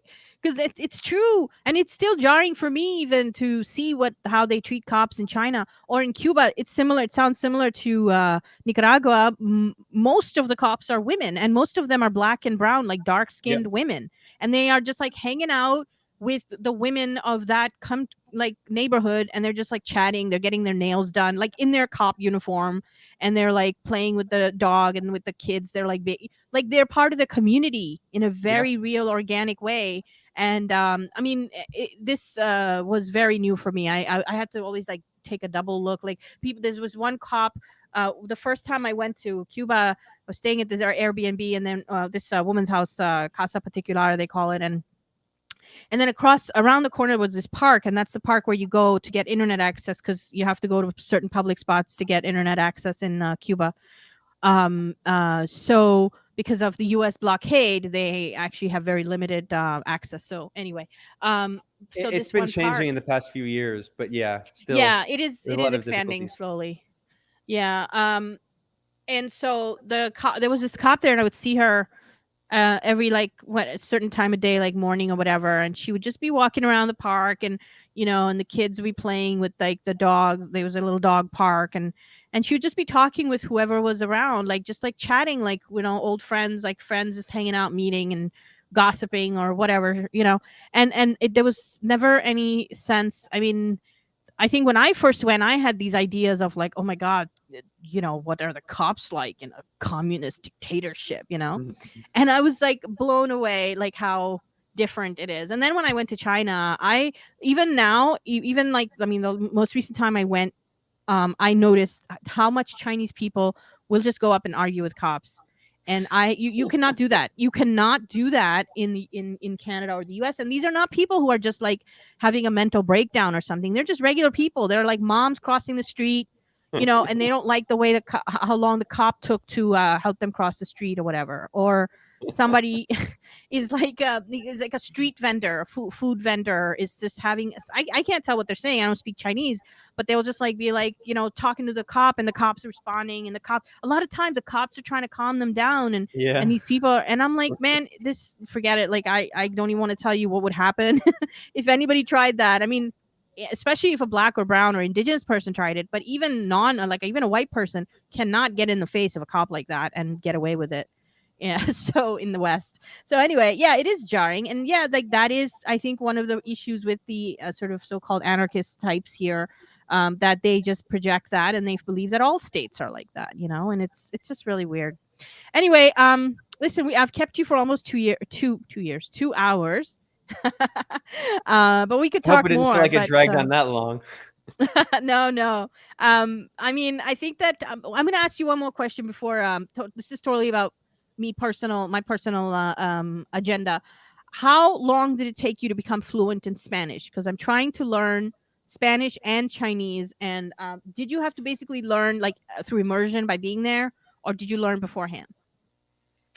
I learned. I started in school. Like in the U.S., it's in public school. I always went to public school. It's mandatory to study one other foreign language, and usually people study Spanish. Although sometimes you have like French. Chinese was never an option for me, unfortunately. But I studied Spanish, and I started in high school, and I liked it, and I was good at it. But I never really like.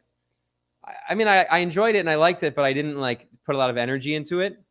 And then when I graduated high school and college, I didn't really do that much Spanish, although I did study abroad a little bit in Latin America. But that was not necessarily to learn Spanish. It was just to have the experience of studying abroad. And then what actually for me was the reason that really motivated me to get much better at Spanish. I knew the grammar and stuff from school, right? Which is the thing that really helps. And then once you know the grammar, it's just a matter of learning the vocabulary and getting fluency and developing your comprehension. So for me, what really motivated me was getting much more involved in leftist politics, and then learning a lot about the revolutionary process in Latin America. And that's when I was like, all right, I really need to get better at Spanish. So I, went to Mexico a few times, went to Venezuela, Ecuador, Bolivia, Colombia, Nicaragua, Honduras. I mean, I've just Oh, been wow. around and have practiced a lot. And then I decided to move here. First I spent most of 2019, a lot of 2019 in Venezuela. And then since then I've been in Nicaragua. And yeah, I mean, when you're immersed, it's very different. Like, I'm not saying this in any way to like boast, just being realistic. Like when I first decided to move in 2019, my Spanish was good. Like I could easily have a conversation and understand people, but I would never say that like I didn't have like a level of fluency in the sense that like I could definitely have a conversation and understand, but like I would have to put a lot of energy to think about it. But so that, I mean, when you're immersed, it's very different. I mean, Mhm. when you're immersed, it gets to a point where you don't even think about it anymore. And Mhm. now, like, I don't think about it. So, I mean, I highly recommend immersion, but the way to learn, I think the best way to learn is to start with grammar. A lot of people do, and I've downloaded it to try to learn some Chinese and some Russian. A lot of people try to use Duolingo, and it's actually pretty good. I mean, it's a good app. I think it's not bad. My issue with Duolingo is it doesn't teach grammar, or it teaches it very slowly. In my Mhm. view, this is at least how my brain works. It's more important to learn grammar first, because then you can understand the rules of the language. Like when I was in college, I studied Arabic, Mhm. and Arabic is an extremely logical language with very consistent grammatical rules. And when I started learning the grammatical rules, then you learn the vocab, but you can have conversations more easily because you can understand how the words all link together and verb conjugation and all of that, and declension. Like, I think that's the most important thing. Now, you said you're studying Chinese. I have tried studying Chinese. I would really love to learn Chinese someday, but for me, it's impossible, the written language, because it's too visual, and I'm not a visual learner. I just can't learn. I can't remember any of the characters. It's impossible. But That is the so hardest part. it depends on the way people learn. Like I'm bad with visuals. I've never been a visual learner, but that's why I don't like video based like TikTok and stuff. I'm very text heavy, but for Spanish, honestly, I think for people who speak English, Spanish is not that hard. Mhm. Yeah. Spanish is definitely easier to, I think, to manage for English speakers than Chinese. I also speak Urdu, which is like close to Hindi, but also written like Arabic, so it has Yeah, and like it's Indo-European, different. so Yeah. there's similarities enough with European and languages, including English.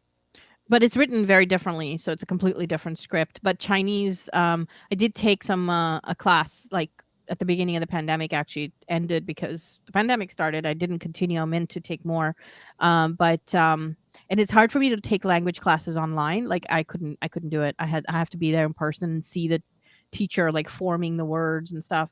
And yeah, so I have this. If I could have a superpower, it would be to be able to understand and speak every language. I love languages, but I'm definitely noticing like age being a factor, and it definitely gets harder to pick up a new language, and especially with like with Chinese there's pinyin, which is like when it's written in Yeah. sort of English type I was gonna say font. if everything was written in pinyin, I could learn Chinese. The issue is not Yeah, the tones for me. The issue is the characters. I just can't do yeah. it. Like I'm I not got into visual. the pinyin quite a bit, like and then our teacher was like, "Oh, you also have to learn like 10 Chinese characters per week or something." And I was like, "Okay, that is not happening." I can't do it. Wow. And then That writing is it, really like hard. I downloaded some of these apps to try to learn Chinese, but then like recognizing the character is hard enough for me. But then writing it, I'm like, no, I can't do that. Yeah. Like there's like a certain order to write the characters. I mean, people who learn Chinese and people who speak Chinese are brilliant. Like that. It is a Yeah. very difficult language. I studied Arabic, and people say Arabic's very difficult, but Arabic's very logical.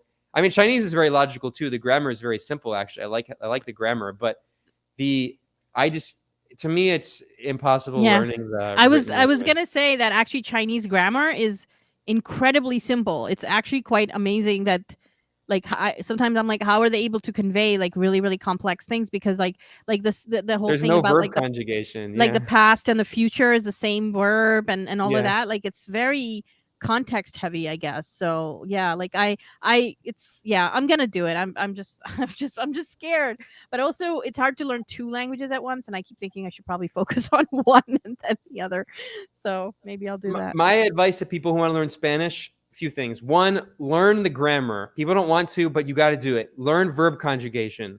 Learn Mm-hmm. all of the preterite, imperfect, future, conditional, command. You got to do it.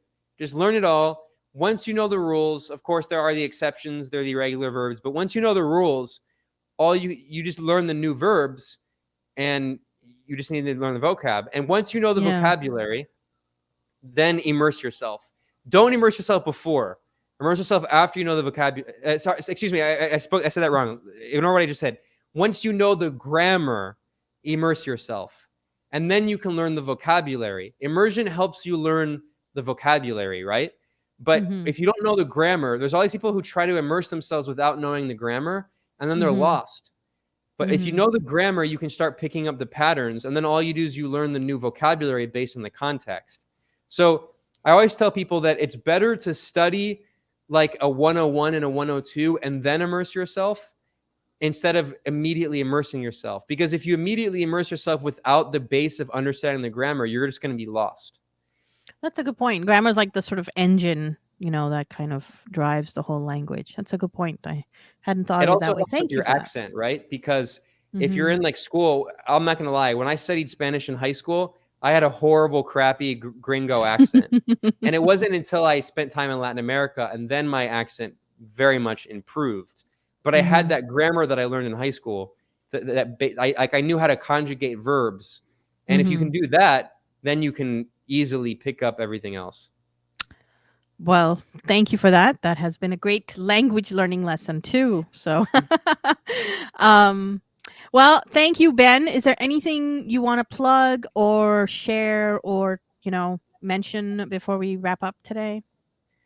No, I just want to thank you for having me. It was fun just chatting and hanging out. Keep up the great work. I'm looking forward to Red Life Planet and everything that you all will be doing. It's good to see comrades, making their own outlet and getting out there. So keep it up. And yeah, and if anyone wants to follow my work, they can go to multipolarista.com. And yeah, I'm on social media. You can find me at Benjamin Norton on Twitter, and I tweet way too much, but that's at least a way you can find all the work that I'm doing. But it's always very interesting. I have you on notification, so I get a notification whenever you tweet.